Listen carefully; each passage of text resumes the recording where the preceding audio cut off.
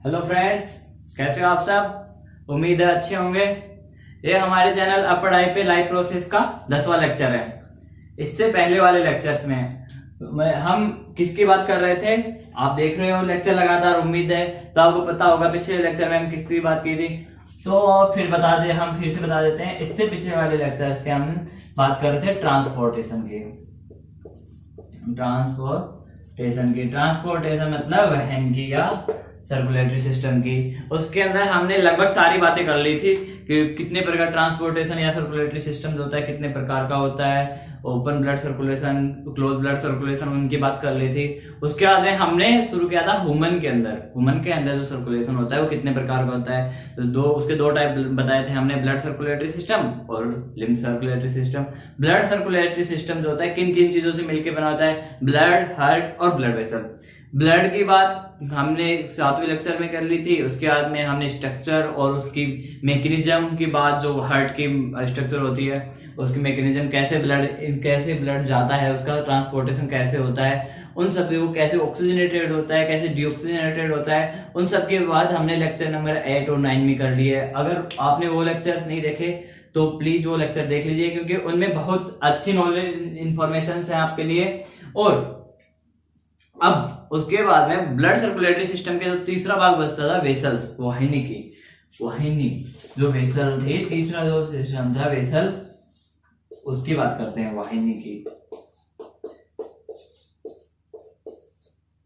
इससे पहले हम जो 2 लेक्चर के अंदर, जो 3 लेक्चर थे उनके अंदर किन किन की बात करें, ब्लड और किसकी बात करें, हार्ट की। आज वेसल करके, वेसल होते हैं 2 होते हैं। आपने पिछले लेक्चर देखे हैं तो आपने नाम सुन लिए होंगे। कौन कौन से होते हैं, एक होती है आर्टरी, एक होती है वेन, मतलब धमनी और सीरा।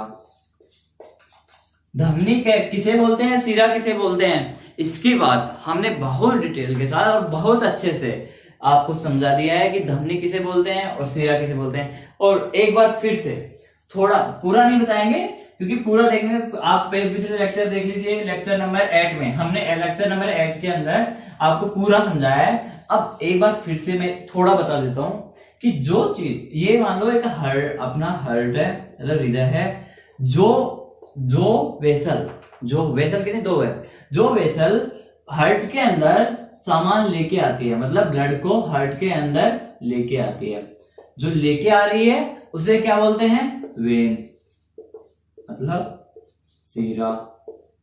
और जो लेके जाती है उसे क्या बोलते हैं, आर्टरी, मतलब धमनी। कहां से लेके आती है, सेल से लेके आती है। कहां को लेके जाती है, कहां को, सेल को, मतलब आर्टरी से ब्लड सेल में जाता है और सेल से ब्लड कहां आता है, वेन में। ये बात हो गई। और इसके अलावा और डिटेल से जानना है तो आप 8वें नंबर का जो लेक्चर है उसको देख लीजिए। उसमें हमने ये इसी कंसेप्ट को बहुत अच्छे से समझाया है। अब हम बात करते हैं आर्टरी और वेन के डिफरेंस की।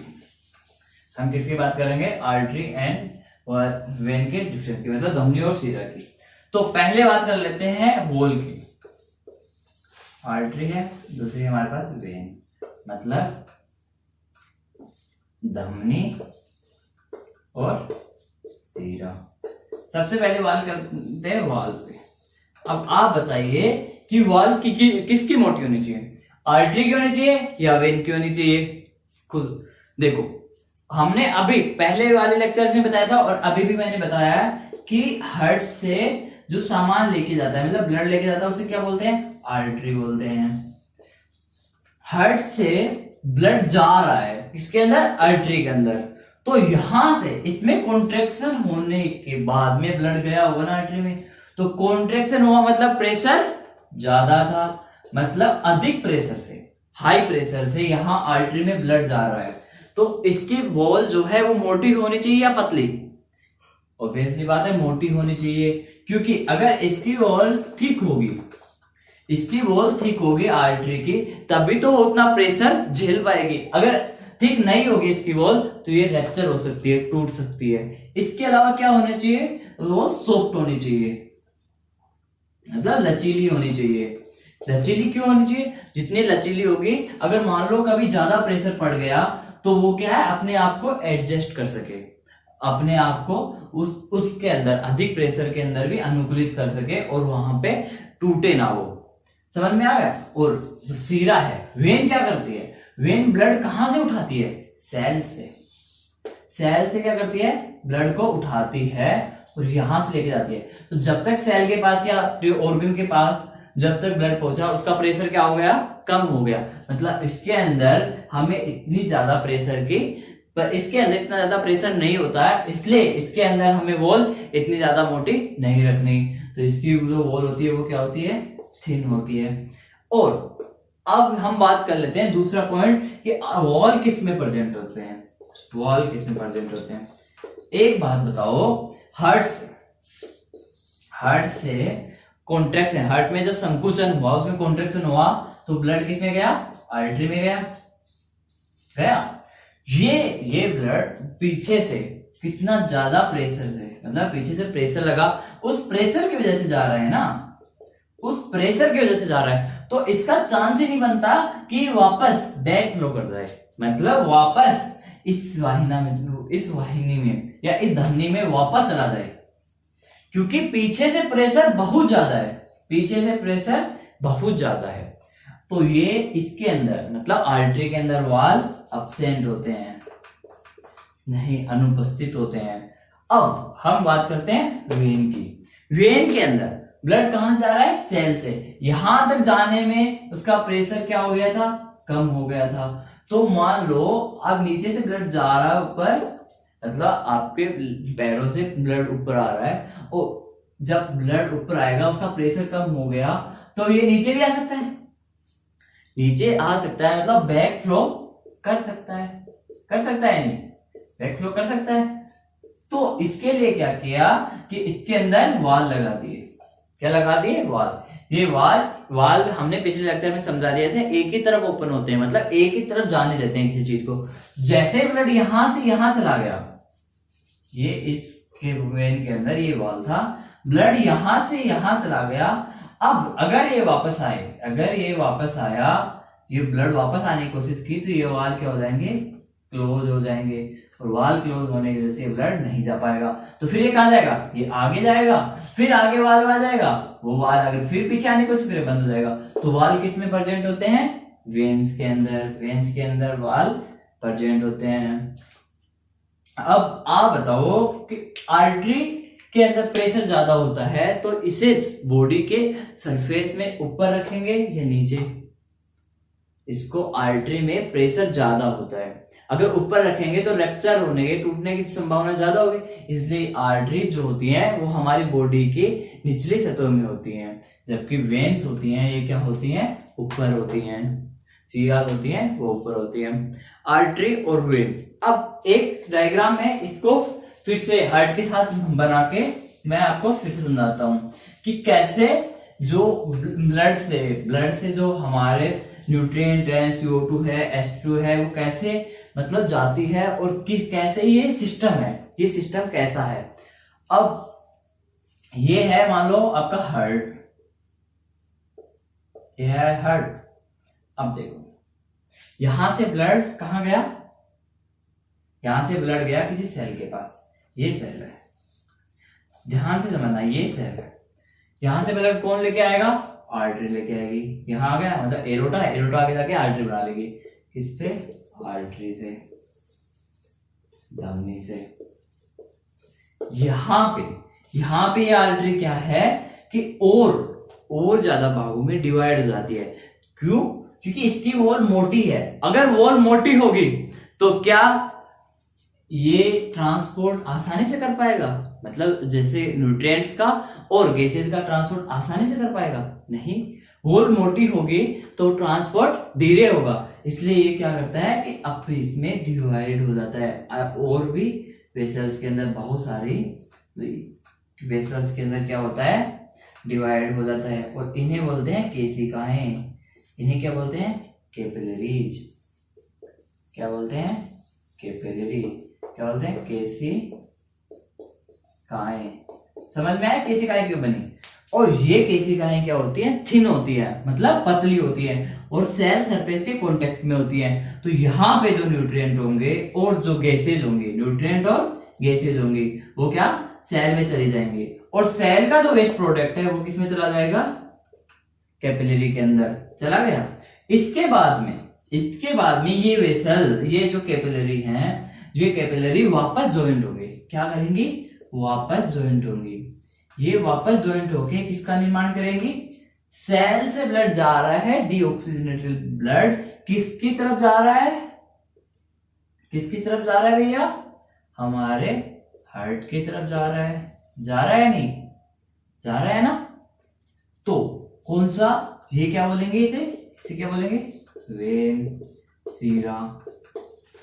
समझ में कि आर्टरी, जो आर्टरी थी, धमनी, वो डिवाइड होके क्या बनाती है, कैपिलरीज बनाती हैं। वो कैपिलरी सेल के कांटेक्ट में होती हैं और क्या करती हैं, गैसों का और न्यूट्रिएंट्स का ट्रांसपोर्ट करती हैं। इसके अलावा वेस्ट प्रोडक्ट ले लेती हैं और वापस कैपिलरीज मिलके किसका निर्माण करती हैं, वेन का निर्माण करती हैं। और ये वेन इसमें दे देता है ब्लड हार्ट के अंदर। ये पूरा कंसेप्ट समझ में आ गया। अब ये हमारा जो ह्यूमन के अंदर ब्लड सर्कुलेटरी सिस्टम जो था उसकी कंप्लीट बात हो गई। उसके अंदर हमने कोई भी पॉइंट नहीं छोड़ा, जितना लिखा हुआ था, जितनी स्ट्रक्चर थी, सबकी बात कर ली। इसके बाद में दूसरा है lymph circulatory system.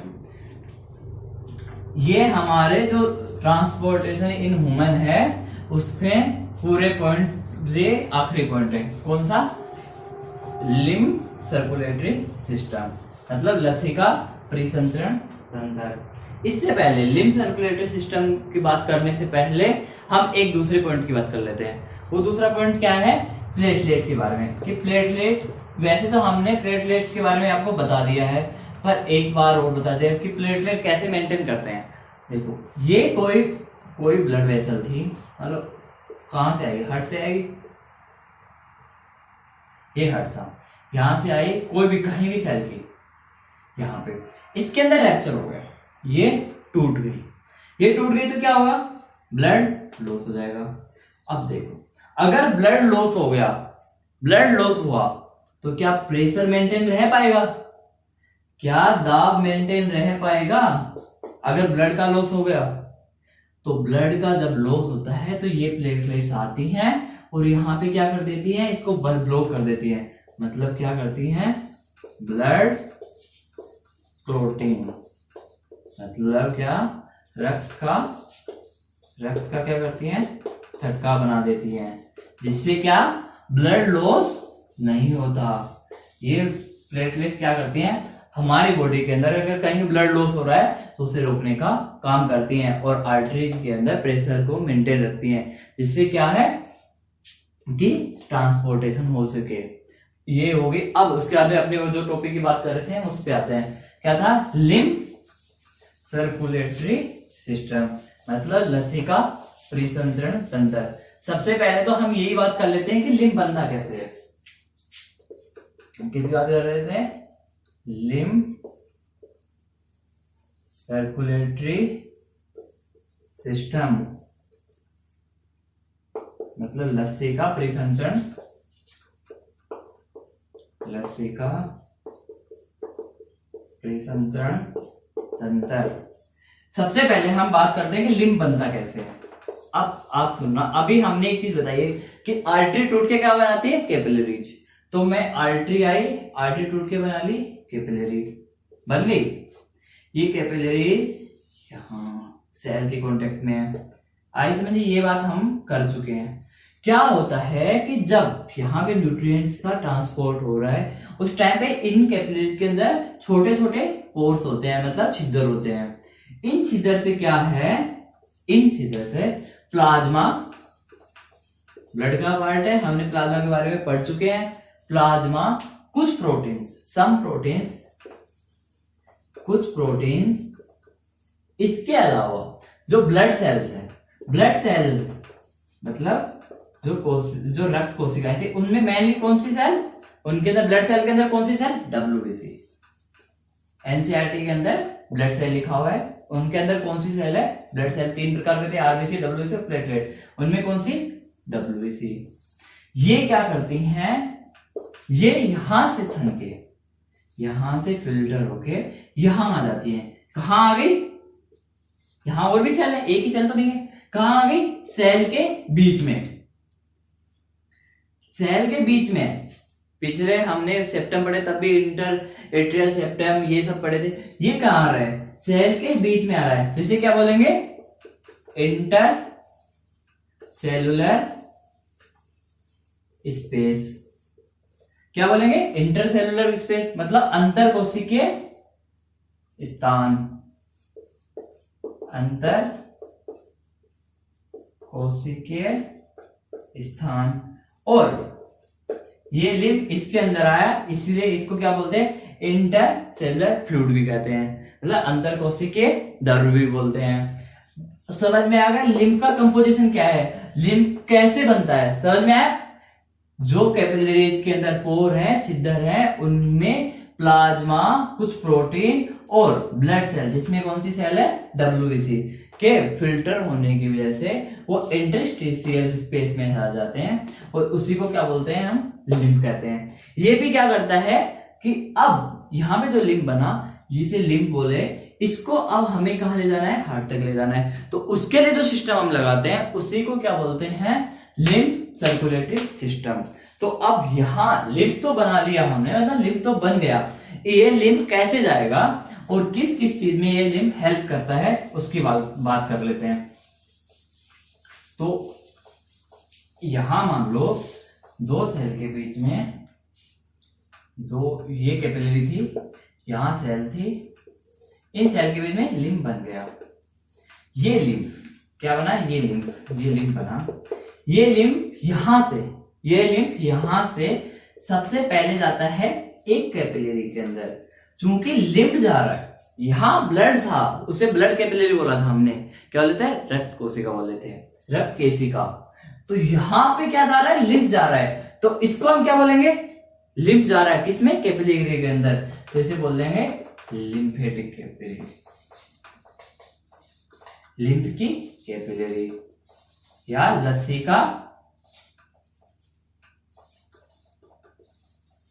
Lymph capillary या लसिका केशिकाएं कैपिलरी में चली गई।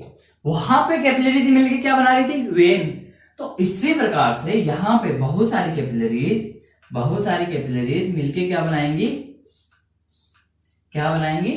वेसल। किसके लिए वेसल बना रही हैं, लिम्फ के लिए, तो इन्हें क्या बोलते हैं, लिम्फ वेसल, मतलब लसिका वाहिनी। और ये लसिका वाहिनी लास्ट में वेन के अंदर, कोई वेन आ रही होगी, उस वेन के अंदर जो प्रोडक्ट, जो यहां से जिस लिम्फ को उठाया था, उस लिम्फ को यहां पे किसी वेन के अंदर, किसी शिरा के अंदर डाल देती है। और ये वेन कहां ले जाती है उसे, हार्ट के अंदर। हार्ट से वो आगे वाली मैकेनिज्म वही सेम, हार्ट से जहां जाएगा, फिर वेंट्रिकल में एट्रियम, फिर वेंट्रिकल, फिर आर्टरी के अंदर, वो सारी आगे की बात है। ये समझ में आया कि लिम्फ सर्कुलेटरी सिस्टम कैसे हो रहा है, लिम्फ सर्कुलेटरी में परिसंचरण कैसे हो रहा है, कैसे बना।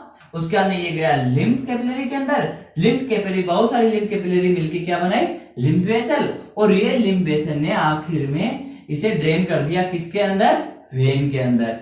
ये वेन से आगे की बात हम बहुत पहले बता चुके हैं। अब ये किसके अंदर हेल्प करती है, देखो एक तो इंटरस्टिशियल जो फ्लूइड है, मतलब जो इंटरसेलुलर फ्लूइड है, उसको बाहर निकाल रहे हैं। इसके अलावा हमने जब डाइजेस्टिव सिस्टम पढ़ा था, डाइजेस्टिव सिस्टम के अंदर हमने देखा था कि जब फैट का डाइजेशन हुआ था, तो फैट के डाइजेशन होने के बाद में फैटी एसिड और ग्लिसरॉल बना था। तो ये क्या करती है कि वहां पे यानी कि हमारे इंटेस्टाइन के अंदर, हमारे स्मॉल इंटेस्टाइन के अंदर ये लिम्फ वेसल्स प्रेजेंट होती हैं। ब्लड वेसल्स के साथ साथ ये लिम्फ वेसल्स भी प्रेजेंट होती हैं। ये लिम्फ वेसल किसमें हेल्प करती हैं, फैट के एब्जॉर्प्शन में।